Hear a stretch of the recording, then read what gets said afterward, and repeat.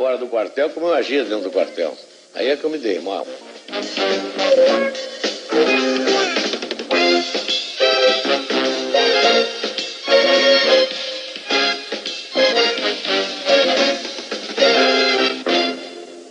No início de agosto do ano passado, quando o presidente teve a primeira crise séria de dores nas costas e foi internado num hospital aqui de Brasília, eu tentei visitá-lo como amigo, mas fui barrado como jornalista.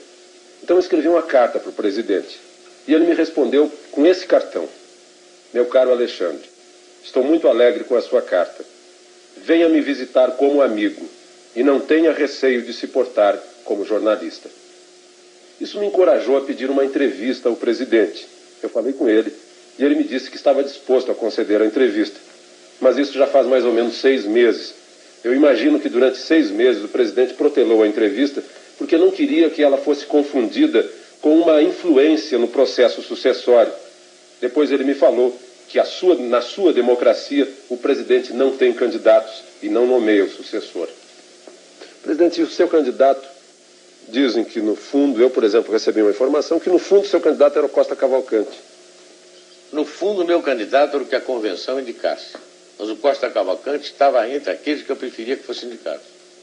Mas o senhor um dia disse para o Armando Falcão que o Aureliano poderia ser o... Disse, uns 2 anos e meio antes da sucessão, ele me perguntou na casa do meu filho e disse: o Aureliano Chaves é um bom candidato.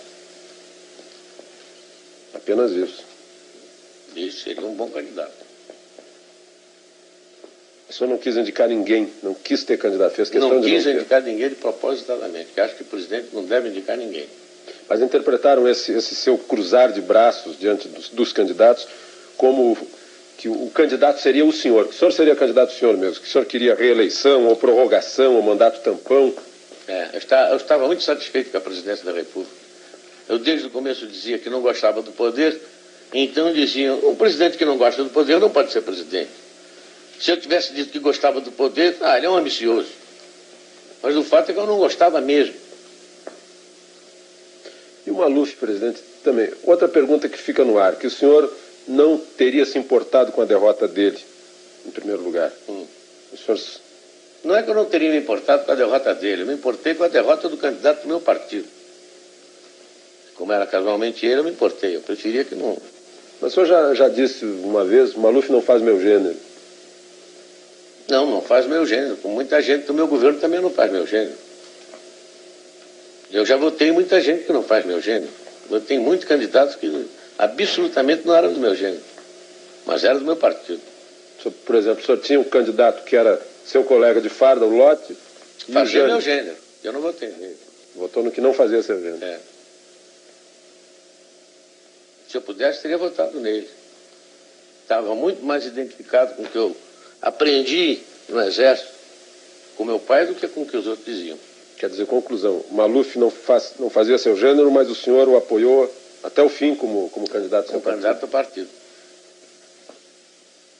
Quando quiseram que eu indicasse um candidato, eu disse, não indico porque não é do temperamento. E mesmo que fosse o meu temperamento, eu não indico porque me tiraram o AI-5. Aliás, eu explicar, se me tirou o AI-5. Mas eu indiquei. O senhor indicou porque tinha o AI-5. Me dá o AI-5, talvez eu indique. Se o senhor tivesse o AI-5, o senhor faria isso? Não. Se o senhor tivesse o AI-5, o que o senhor faria com ele? O AI-5? Rasgava. Infelizmente, o gado rasgou antes de mim. Presidente, João Batista de Oliveira Figueiredo, o homem, imaginou algum dia que seria presidente da República? Não, nunca imaginei. O máximo que eu almejei na vida foi chegar a ser um bom oficial de Estado-Maior do Exército. E eu acho que eu consegui. Mas presidência da República nunca me passou pela cabeça. Como é que o senhor soube que seria presidente? Diziam assim que o senhor já sabia muito antes. Foi mesmo no dia que se fala, no dia 27 de dezembro? Foi no dia 27 de dezembro de 1978, na Granja do IP, quando o presidente Geisel me chamou para me comunicar que se tinha fixado no meu nome. E eu, nessa oportunidade, eu disse para ele que eu não seria tão cretino a ponto de dizer a ele que estava sendo surpreendido, porque já mesmo os jornais iam falando no meu nome. E que, portanto, eu estava preparado para um dia ter que responder aquela pergunta. E já que ele estava fazendo aquela pergunta, eu perguntei para ele se era uma ordem ou se era um convite. Ele disse, não, estou lhe consultando. Então, não. Eu não quero. Mas por que não quer? Porque eu me conheço. O senhor não me conhece bem. O senhor serve comigo, mas nós nunca tivemos um contato tão íntimo a ponto do senhor dizer que possa me conhecer bem. Eu me conheço e sei que não sirvo para isso. O meu temperamento e os meus... Se eu consulte meus colegas do Exército, eles todos vão coincidir comigo que eu não sirvo para isso. Depois eu não quero.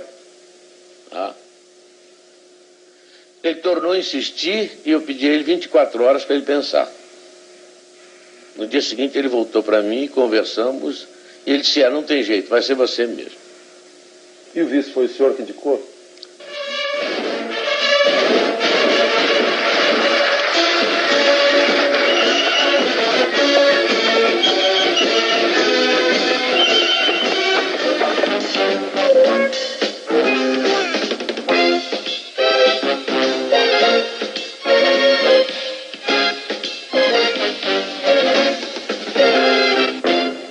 Foi o senhor que indicou? Depois de terminada essa primeira parte da conversa, ele virou-se para mim e perguntou, e o vice? Eu disse, está aí o nosso Aureliano Chaves. Ele chegou-se muito bem. Você quer comunicar? Eu digo, não, já que o senhor me perguntou, o senhor comunica para ele. Mas quem citou o nome do Aureliano Chaves fui eu. Isso esclarece muitas versões aí de quem teria indicado. Não, ele não me indicou. Não me indicou absolutamente. Não me indicou nome nenhum. Outra coisa, presidente, que também está no ar. O seu relacionamento com Aureliano Chaves. Por que houve o afastamento? Isso é bom perguntar a ele. Ele saberia responder? Eu acho que sim. E o senhor chegou a ponto, assim, de antes de assumir a presidência ou depois de ter assumido, chegou a ponto de ter vontade de desistir, presidente? Não, depois que eu assumi um compromisso, jamais desisti de alguma coisa. Nunca passou pela cabeça desistir de coisa nenhuma. E até o fim? E até o fim. E a família? A presidência prejudicou a sua família? Prejudicou, porque eu fiquei 17 anos em Brasília, né? Não digo que foi a presidência, mas eu ter me metido, ou terem me metido nisso, eu fiquei 17 anos afastado da minha família. Meus filhos no Rio e eu aqui. Prejudicou, não há dúvida que prejudicou.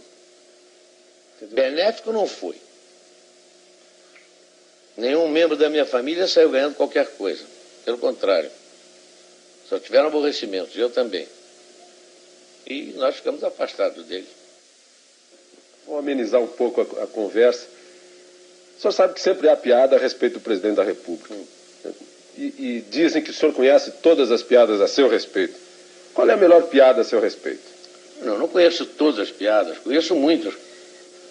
A primeira que me contaram foi a do sapato, aquela do Geisel, né? O presidente Geisel, antes de me escolher, foi com um companheiro, mas você vai escolher o Figueiredo? O Figueiredo tem um temperamento meio doido, o Figueiredo é meio maluco. Por que você não se fixa num outro elemento? E que o Geisel, então, aconselhado por esse companheiro, teria consultado um psicanalista. Faz uma experiência, vai lá e diz que ao psicanalista que quer ver as reações, como é que um presidente entra e sai do poder. Faz uma experiência com o senhor e depois faz uma com o Figueiredo. E o Geisel aceitou. E chegou lá e o psicanalista perguntou para ele, presidente, qual é o objeto que normalmente é quadrado, mas pode ser redondo, pode ter 4 pés, pode ser 6, serve para a gente se reunir em torno, para fazer refeições ou para conversar. Enfim, tem uma porção de utilidades, não sei o quê.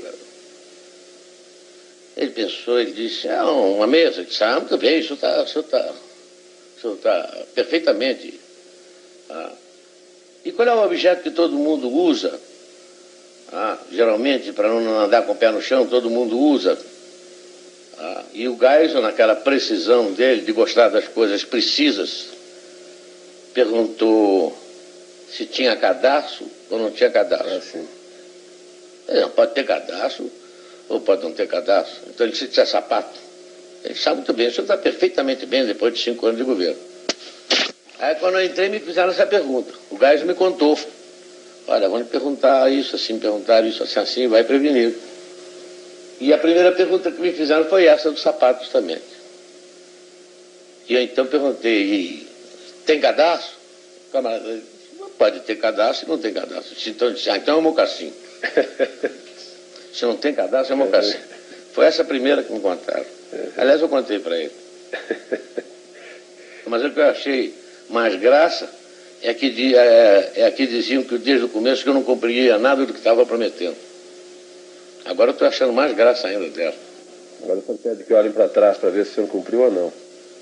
É o povo que julga se eu cumpri ou não. Eu tenho a consciência tranquila de que cumpri. O senhor entrou no mundo político, o senhor saiu do quartel e entrou no mundo político. Isso foi algum choque para o senhor? Foi porque eu pensei que eu pudesse agir fora do quartel como eu agia dentro do quartel. Aí é que eu me dei mal. A massa era completamente diferente. A gente com quem eu ia lidar era completamente diferente.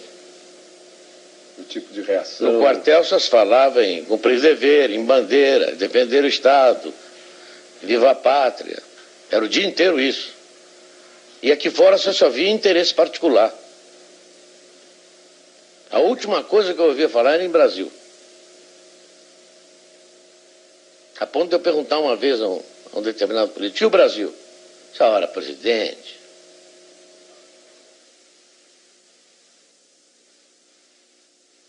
Vou pensar melhor. Absolutamente. É para abrir, quer dizer, general?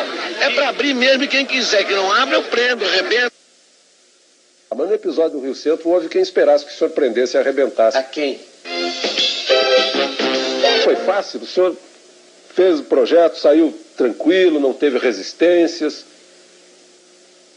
Não foi fácil. Só foi fácil por causa da compreensão dos companheiros das Forças Armadas, que apoiaram e acharam que estava na hora da Revolução provar que de fato queria democracia. E nesse aspecto todos me ajudaram. Volta de Brizola foi tratado e foi considerado como palatável. O Brizola? É. O Brizola, desde o começo, quando o repórter me perguntou, eu achei até um desaforo a pergunta que ele me fez. Se o Brizola ganhar, leva? Eu digo, olha, estou aqui brincando de eleição, menino. Se eu quisesse que o Brizola não fosse eleito, eu não teria dado anistia para ele. Aliás, como era a proposta do MDB, né? A proposta do MDB, eles não voltariam. Voltariam e não poderiam ser eleitos. E não poderiam ser eleitos. Aliás, uma pergunta semelhante foi no dia da sua posse. Perguntaram para o senhor, mas o senhor vai mesmo fazer desse país uma democracia? E eu brincando disse, eu prendo, arrebento, não sei o que lá. Está aí o presidente que nós elegemos, prende e arrebento. Mas o senhor disse prendo e arrebento. E no episódio do Rio Centro, o senhor, enfim, o senhor fez essa democracia, está aí, chegamos à eleição, o senhor não precisou prender nem arrebentar. Mas no episódio do Rio Centro houve quem esperasse que o senhor prendesse e arrebentasse. A quem? Aos autores. Mas quais foram os autores? A justiça me disse quais foram os autores? O senhor Eu estava sob o regime constitucional, não tinha AI-5 na mão. Fiquei esperando que a justiça falasse.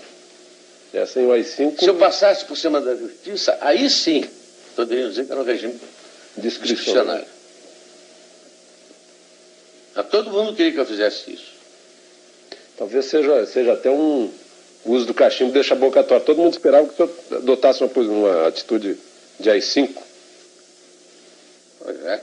O senhor precisou decretar medidas de emergência que estão na Constituição.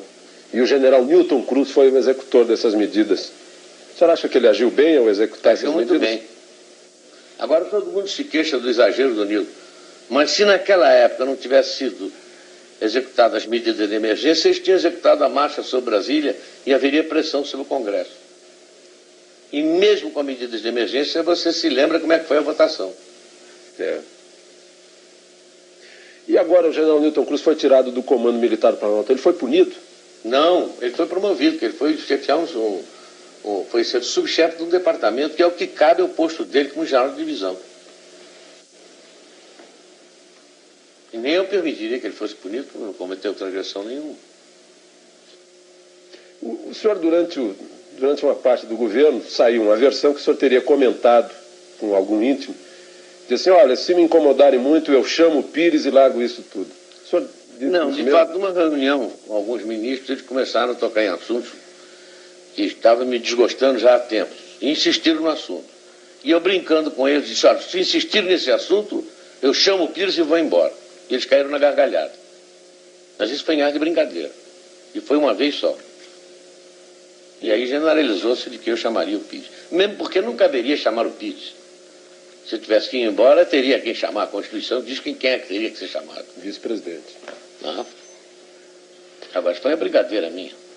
Presidente, por falar em chamar o Pires, a Veja publicou na outra semana uma versão de que no segundo semestre do ano passado teria estado na iminência de haver um golpe militar.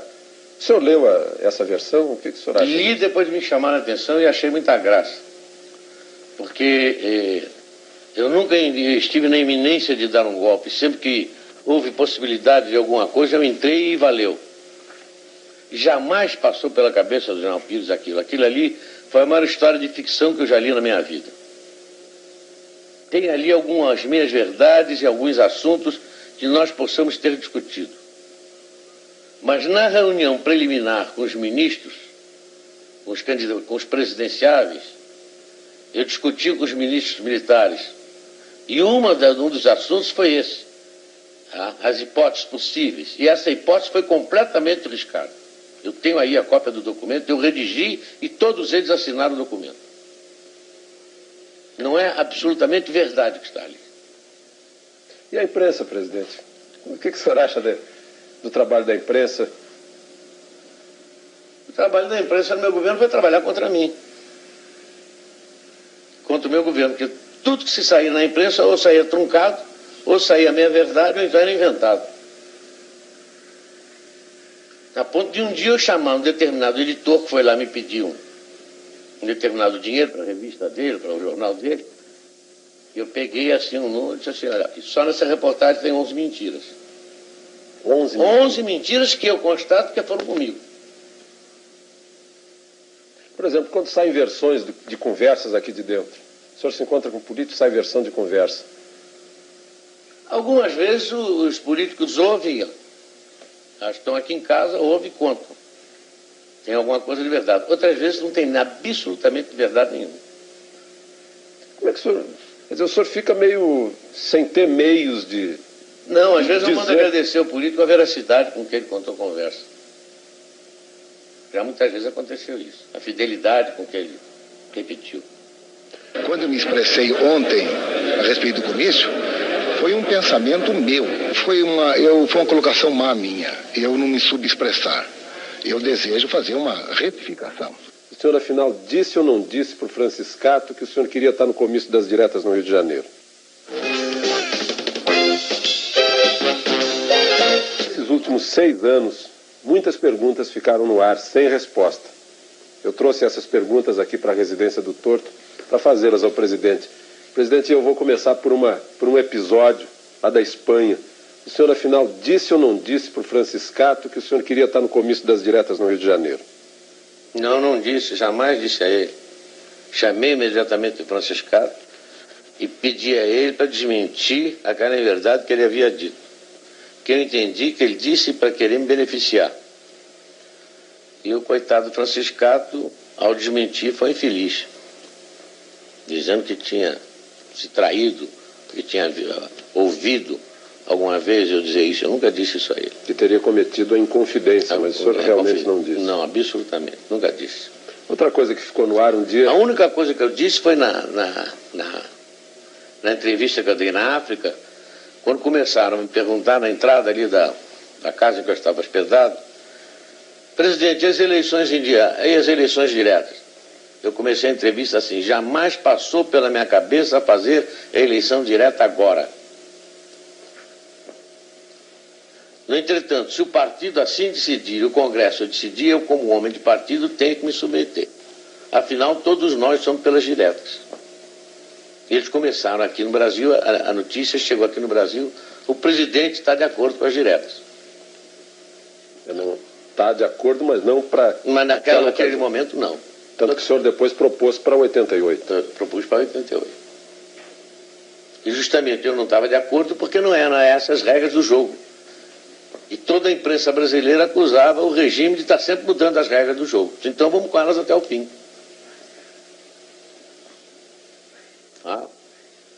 As regras do jogo foram até o fim e ganhou o candidato da oposição. O senhor lamenta isso?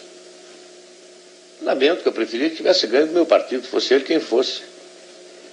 Mas um dia o senhor estava com um candidato do seu partido, e essa é outra pergunta que ficou no ar.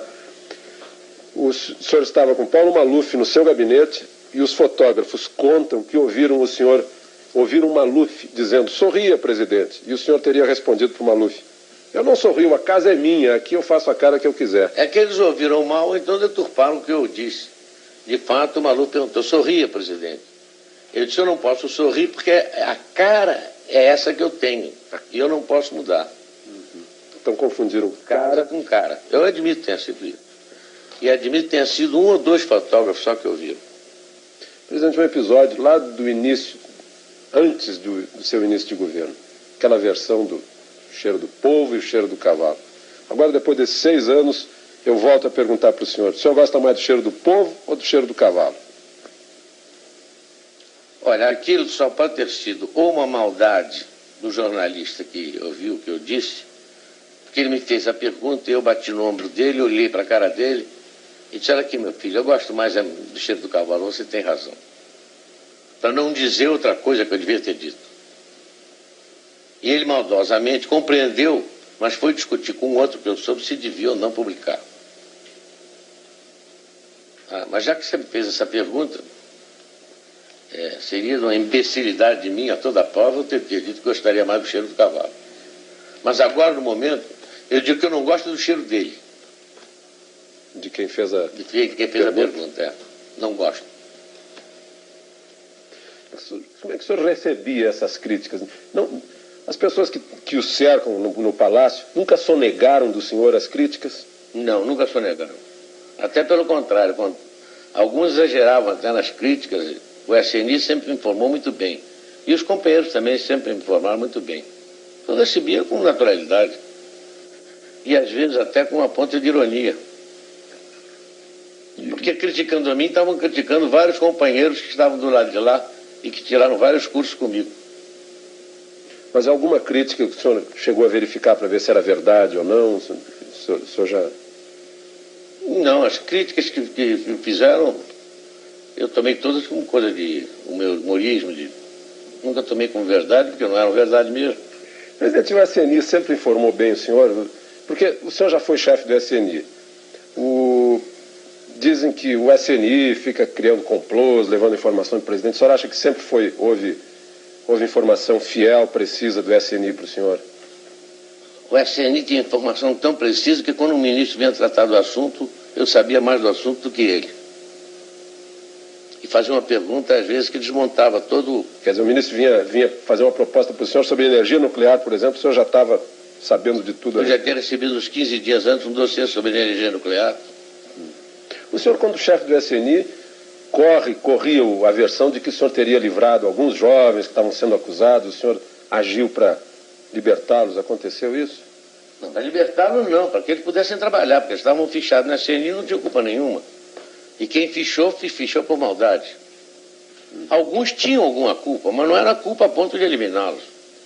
Alguns até eu empreguei lá mesmo. Qual foi a maior tristeza que o senhor teve nesses 6 anos? Por ter constatado que alguns homens que eu pensava que fosse alguma coisa eram completamente diferentes. O senhor não gostaria de citar o nome desses homens? Não, porque um dicionário era capaz de não caber todos os nomes deles. E a maior alegria, presidente? A maior alegria foi não ter conhecido antes algumas pessoas que eu poderia ter conhecido. Essas o senhor poderia citar? E ter conversado com o presidente Geisel depois de tanto tempo, em que diziam que nós estávamos brigados, em que eu convidei para almoçar e ele veio e conversamos durante 3 horas. Faz um mês isso, mais ou menos? Faz mais tempo. Qual foi o tema da conversa, presidente? Foi a sucessão presidencial. Porque eu senti que ele tinha uma opinião e eu tinha outra. Mas saímos bons amigos. Ele do lado de lá e eu do lado de cá. Continua a relação? Eu espero que sim. Eu não tenho nada contra ele, gosto muito dele.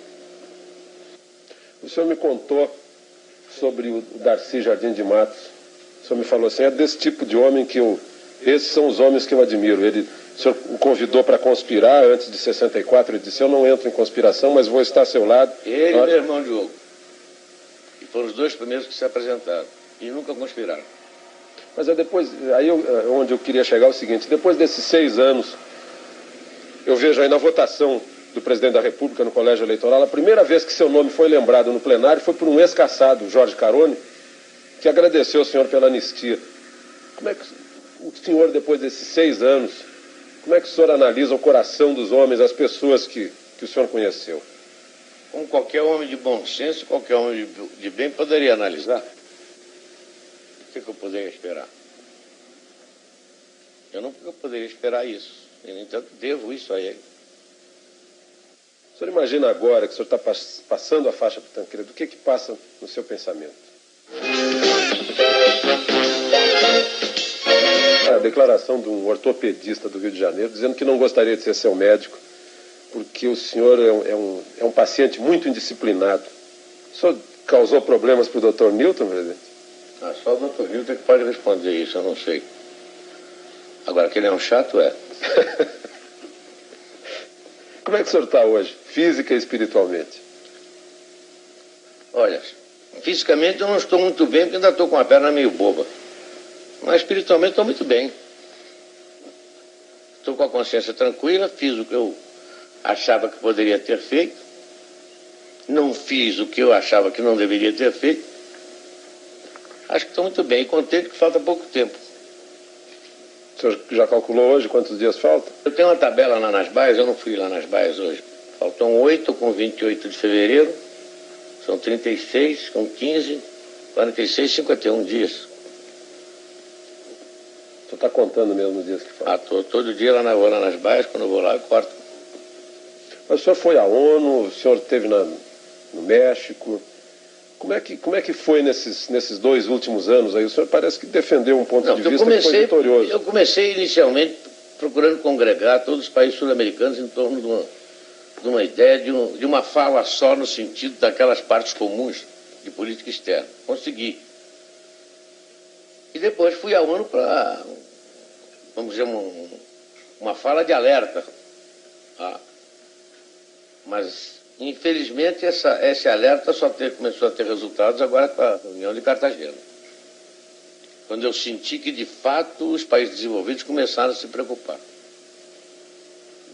Mas, nesse ponto, o doutor Tancredo Neves tem razão. Dinheiro se paga com dinheiro. Então, ele tem que arranjar dinheiro para pagar. O senhor sempre pagou a dívida com dinheiro? Sempre paguei dívida com dinheiro. Não paguei com a miséria do povo, não paguei com dinheiro mesmo. Eu espero que ele consiga isso também. Presidente, governo Tancredo Neves, o que o senhor espera do governo Tancredo Neves? Eu não espero do governo dele, eu espero que ele tenha um pouco mais de sorte do que eu tive. E que no final do governo dele o povo faça mais justiça a ele do que fez a mim. Mas agora no final do seu governo até a oposição está fazendo justiça ao senhor. Foram lá no Palácio, o Hélio Garcia, o José Richa, o Iris Rezende estão convidando o senhor para homenagens, comícios. O senhor vai nesses comícios? Não. O senhor não vai mesmo? Nem de lá do cá, nem do lado de lá. Mas fico muito honrado com o convite que eles me fizeram, muito agradecido. Sinal que alguém reconheceu que nem tudo que eu fiz foi ruim, né? O senhor agora, lá no sítio do Dragão, o senhor vai estar tranquilo. Se alguém aparecer lá para falar em política, pedir conselho, pedir que o senhor volte, ser candidato a senador, alguma coisa assim. Eu acho que não vai aparecer ninguém. E se aparecer? Duvido. Eles me conhecem. A partir do dia 15 de março eu não sofro certas restrições que o cargo impõe. senhor não precisa se conter. Não preciso me conter. O senhor me contou certas coisas que a gente não pode revelar, que realmente o senhor tinha boas razões para não se conter e se conteve. Tanto que tenho medo de não poder me conter depois do dia 15. No dia que o senhor estiver passando a faixa para o Tancredo, no dia 15 de março, o senhor imagina agora que o senhor está passando a faixa para o Tancredo, o que passa no seu pensamento? Eu tenho pena dele. Tenho uma pena danada dele. Por quê, presidente? Ele vai passar pelo que eu passei.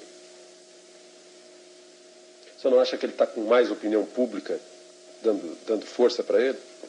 Tá com... Esse é que é o perigo, justamente. É que ele está com o apoio da opinião pública, está todo mundo esperançoso que ele possa fazer milagre, mas ele já disse que não vai fazer milagre, porque ele é um homem inteligente e sabe que não pode.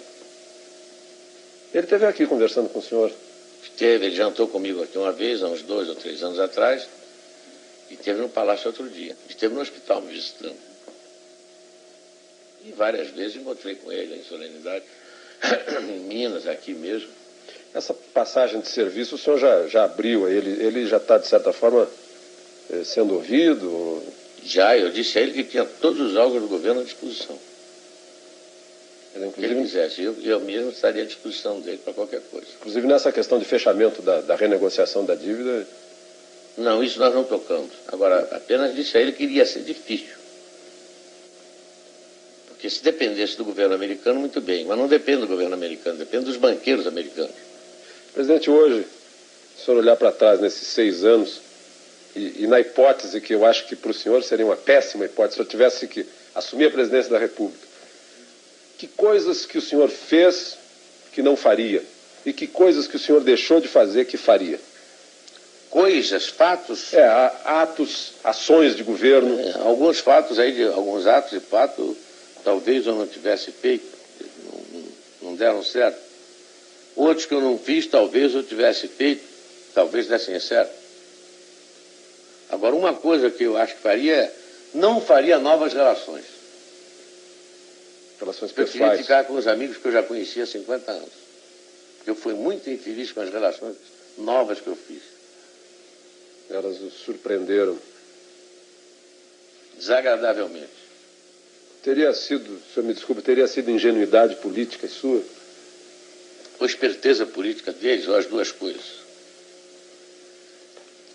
Ou um julgamento demasiado severo a respeito da minha inteligência.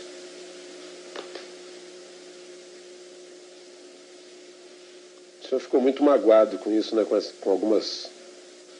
alguns enganos a respeito de pessoas que o senhor teve ao longo desses anos. Fiquei magoado, fiquei surpreendido. Com alguns eu não fiquei magoado porque eu já esperava. Com outros eu fiquei magoado porque eu não esperava. Porque eles sabem que nunca poderiam esperar isso de mim. E a prova disso é que até hoje tentam falar comigo. Presidente, agora, deixando de lado os políticos, e a gente imaginando que aqui essa câmera está registrando a entrada do senhor na casa do brasileiro médio, do povo, do povão, o que o senhor diria agora para o povão que está vendo o senhor aí, nesse momento que o senhor está deixando a presidência da República? Bom, o povão que poderá me escutar será talvez os 70% dos brasileiros que estão apoiando o Tancredo. Então, desejar que eles tenham razão e que o doutor Tancredo consiga fazer um governo bom para eles. E que eles o doutor Tancredo consiga dar a eles o que eu não consegui. E desejar felicidade para eles. E que me esqueçam. Aliás, eu pedi isso desde o começo. Se lembra? Mas eu tenho a impressão que a história não vai esquecer certas coisas, presidente. Anistia, por exemplo, em primeiro lugar, e acesso à democracia que está aí. Pode ser que eu não esqueça, mas eu preferia que esquecesse. Para o senhor viver tranquilo lá no sítio do Dragão. E que não me venham conversar mais sobre política. Que aí eu abro o meu arquivo. O senhor tem cartas e papéis guardados? Muitos. Bom, presidente, muito obrigado ao senhor. Obrigado. Obrigado a você também. E obrigado a vocês.